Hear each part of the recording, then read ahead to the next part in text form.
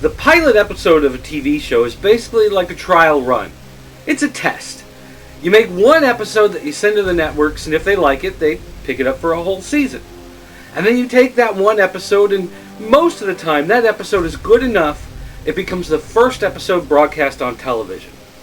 Now, Chris Carter, hot on the heels of making the X-Files a huge smash hit, was asked to put lightning in the bottle a second time and create another series for Fox Network. So he created MillenniuM, which to many of us surpassed his original series in just about every way. But, hey, if you're a fan of the X-Files and you like it better, so be it. You can have your opinion. But for people like me who tuned in to watch that first episode, there was something there that, well, it basically blew us away. Now, for the average person, maybe it was a little too much. See, in a pilot episode, you have to grab someone's attention right away.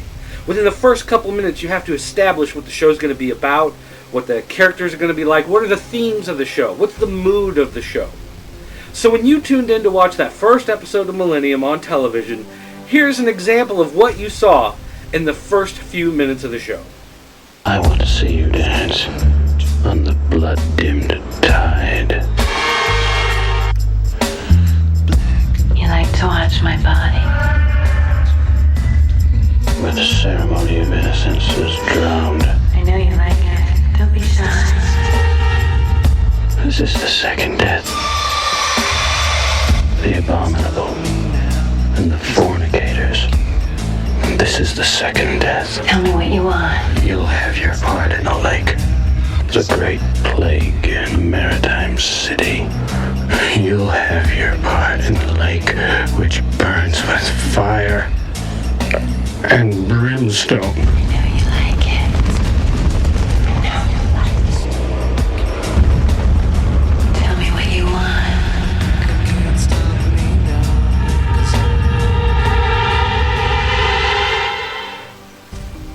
Man, that is dark. Now, maybe it was a little too dark. Record numbers of people tuned in to watch this episode, and quite a few of them actually had comments about how deeply disturbing it was to them. I mean, I don't know, apocalyptic French poetry, bleeding walls, walls of fire, I don't know, strippers covered in blood. Something about that just was a bit too much for people. I don't know what the problem is, but regardless, the pilot sets a tone that has to be followed throughout the series. Now, on the one hand, we see this dark world around Frank Black, but on the other hand, we find that he has this nice personal family life. He lives in this nice neighborhood, although his neighbor's a little creepy. I wonder what's up with that guy. But for the most part, his family life is pretty good.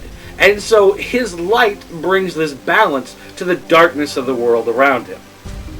Oh, well, that makes sense. What kind of work do you do, Frank? Well, I do some consulting. Oh, good. Look, can we invite you folks over for dinner this week? You see, you have a little girl. Thank you. I'll talk to my wife. Good. Say, Frank. You couldn't have picked a nicer place to come back to.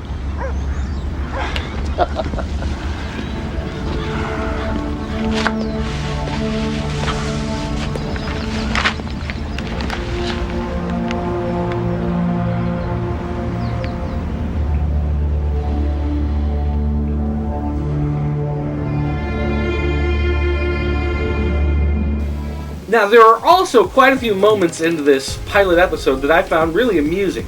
And one of my favorite scenes is the scene where Frank is talking to the Seattle Police Department, and they're going over a bunch of the stuff relating to this case. And there are some funny little quips back and forth. Like, for instance, Frank shows his ability to have deep insights into what's going on around him.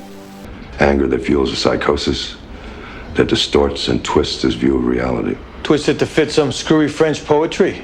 The killer doesn't see the world like everyone else. How does he see it? Differently. Thanks, Frank. Couldn't figure that out. But, hey. And it's not like the police in that scene weren't without their little quips, too. Wait a second. You say this guy's angry at women.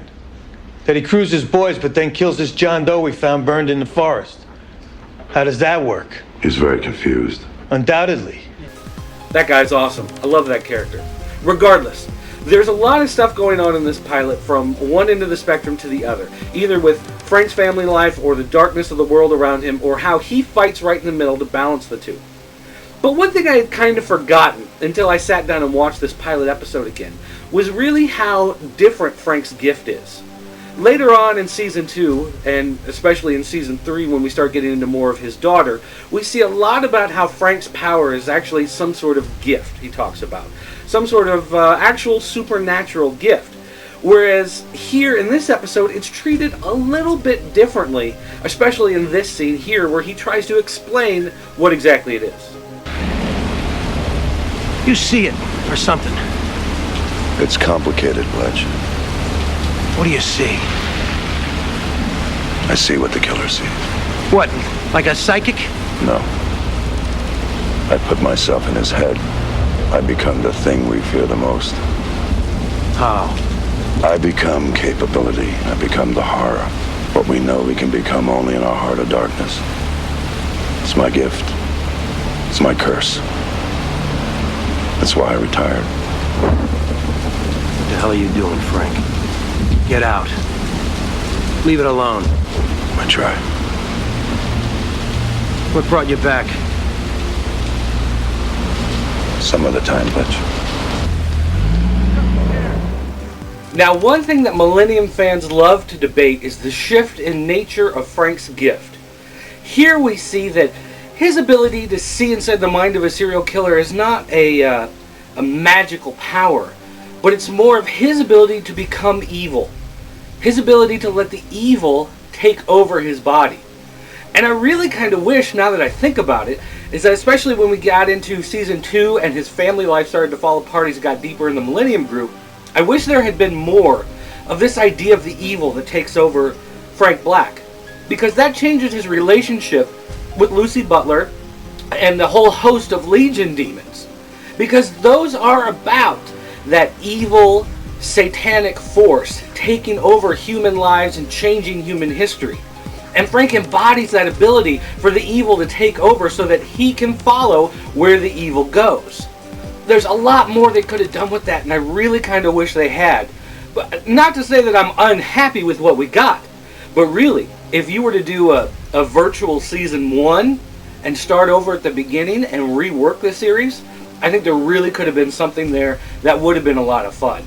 Don't get me wrong, I don't want to change the series we got, but it's just an interesting idea that comes up when you go back and you look at the beginning and see where things were a little bit different before they took form later on in the series.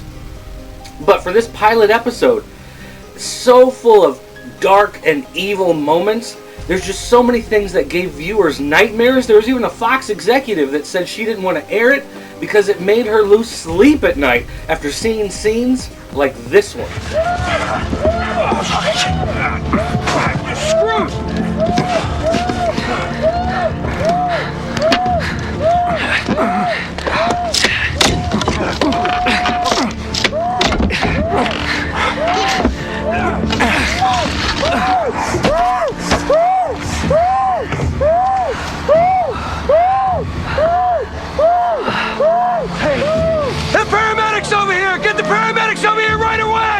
Man, those dark moments just keep on coming.